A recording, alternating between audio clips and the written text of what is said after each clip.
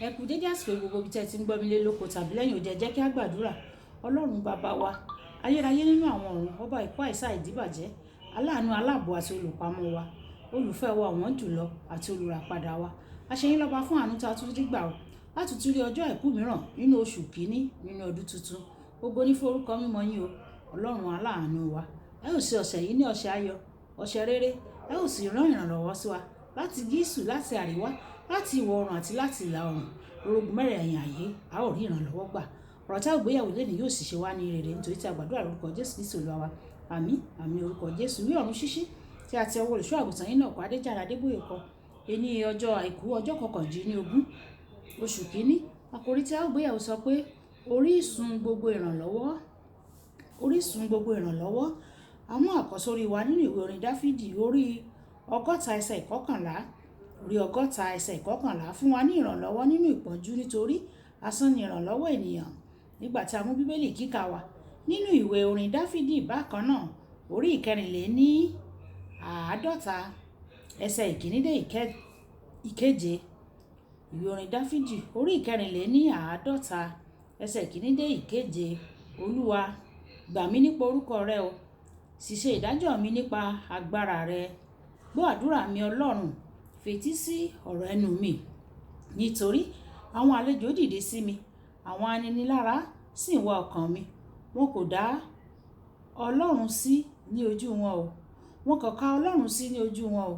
Kíyèsí, Ọlọ́run ni olùrànlọ́wọ́ mi. Olúwa wà pẹ̀lú àwọn tí ó gbé ọkàn mi dúró. Yóò sì fi ibi sán fún àwọn ọ̀tá mi. Ké wọn kúrò nínú òtítọ́ rẹ. Èmi ò rúbọ àtinúwá sí ọ Olúwa. Ẹ máa yin orúkọ rẹ̀ nítorí ó dára. Nítorí ó ti yọ mí kúrò nínú iṣẹ́ gbogbo. Ojú mi sì ti rí ìfẹ́ rẹ̀ lára àwọn ọ̀tá mi. Wàyí, ẹ tẹ́tí bẹ̀lẹ̀ jẹ́ láti gbóhùn tí olùṣọ́ àgùntàn yín náà kọ Adéjàre Adébóyè ní fún wa ní ọjọ́ àìkú. Nínú ìwé orin Dáfídì orí 101 ẹsẹ̀ 1 dé 7.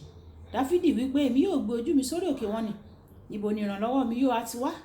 Ìrànlọ́wọ́ mi yóò ti ọwọ́ Olúwa wá tí ó dá ọ̀run òun ayé.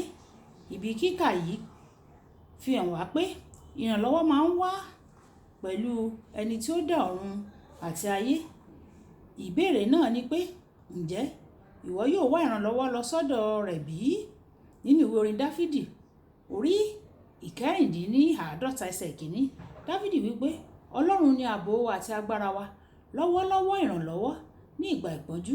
Ìrànlọ́wọ́ Olúwa máa ń wà nígbà gbogbo, pàápàá ní ìgbà tí ó wà nínú ìṣòro. Ọlọ́run ni olùrànlọ́wọ́ àwọn aláìní ìrànlọ́wọ́. Obìnrin kan yàgàn fún àìmọye ọdún. Olùṣọ́ àgùntàn rẹ̀ ti máa ń gbàdúrà fún léraléra, ṣùgbọ́n ohunkóhun kò ṣẹlẹ̀ o. Lọ́jọ́ kan, olùṣọ́ àgùntàn pè ó ní, arábìnrin, gbogbo ènìyàn tí mo gbàdúrà fún wọ́n ti bímọ, kí ló dé? Obìnrin náà sọ pé nígbà tí òun wà ní ilé ìwé girama, òun lóyún, òun gbìyànjú láti ṣẹ́ oyún náà. Ní àkókò náà, ó bẹ̀rẹ̀ sí ní da ẹ̀jẹ̀ lára gidigidi. Wọ́n sì gbé lọ sí ilé ìwòsàn. Nínú ìgbìyànjú láti gba ẹ̀mí rẹ̀ là, dókítà ní láti yọ ilé ọmọ rẹ̀ kúrò. Nígbà tí olùṣọ́ àgùntàn gbọ́ èyí, ó wípé, ó túmọ̀ sí pé kò sí ilé ọmọ. Kí ló dé tí o fi wá ń sọ pé kí n máa gbàdúrà fún ọ fún èso? Ó tún fèsì, ṣé sà, ẹ̀yin ni ẹni náà tó kọ́ wa pé Ọlọ́run lè ṣe ohun gbogbo. Láti ọjọ́ náà, olùṣọ́ àgùntàn bẹ̀rẹ̀ sí ní sá fún un. Ó ṣe àkíyèsí rẹ̀, ó sì bẹ̀rẹ̀ sí ní gbé ojú rẹ̀ sókè. Kì í ṣe sí olùṣọ́ àgùntàn tàbí alábòjútó gbogbogbò, ṣùgbọ́n sí Ọlọ́run, ẹni tí ó ti dá ọ̀run òun ayé, ẹni tí ó sì máa ń wá láti ranni lọ́wọ́ ní ìgbà gbogbo. Ní òru ọjọ́ kan, ó làálàá pé òun rí ọkùnrin tó ga. Ó wá bá òun, ó di awọ ẹranko mú. Ẹ̀rù bà gidigidi látàrí bí ọkùnrin náà ṣe tó débi pé kò lè mira. Nígbà tí ó jẹ́ pé ìhòòhò ló wà ní ojú àlá náà, ọkùnrin náà wà ó sì wọ aṣọ ẹranko náà yí ikùn rẹ̀ ká. Nígbà tí ó jí, ó rí pé òun ti bẹ̀rẹ̀ sí ní ṣe nǹkan oṣù. Ní ìgbà tí ó ń sọ ẹ̀rí rẹ̀, ó ti bí ọmọ 5.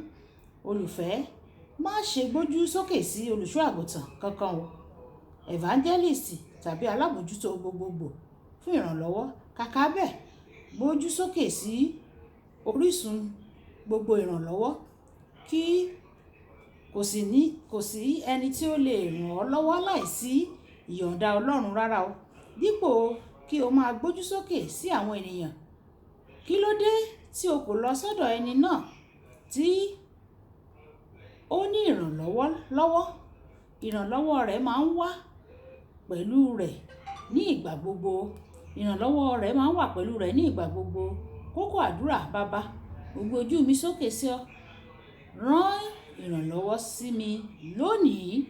Baba jọ̀wọ́, ẹja sọ pé bàbá mi, mo gbójú sókè sí yín Olúwa, ẹ rán ìrànlọ́wọ́ sí mi. Ìrànlọ́wọ́ tó kọjá òye mi àti ọjọ́ orí mi, Olúwa ẹ rán sí mi. Ẹ ṣàánú fún mi. Ẹ jẹ́ kí n rí ìrànlọ́wọ́ gbà, kí ìrànlọ́wọ́ kó tó fún mi, kó sì ṣẹ́kù fún mi ní gbogbo orúgun mẹ́rẹ̀ẹ̀rin àgbáyé pátápátá. Ìrànlọ́wọ́ tó kọjá òye mi, Olúwa rán sí mi. Olúwa yóò rán sí wa ní orúkọ Jésù. Olúbùkọ́lá Ayákónú orúkọ mi. Ẹ máa bá mi like, ẹ máa share, ẹ máa comment nípa ẹ̀, kí àwọn ènìyàn kí wọ́n lè jẹ àǹfààní ọ̀run ṣíṣí Yorùbá. Náání o, òun àní náání, ọmọ aṣẹ́gìtà, ó ń náání èpo igi. Ó dàbọ̀, a kú iṣẹ́ ìsìn ní.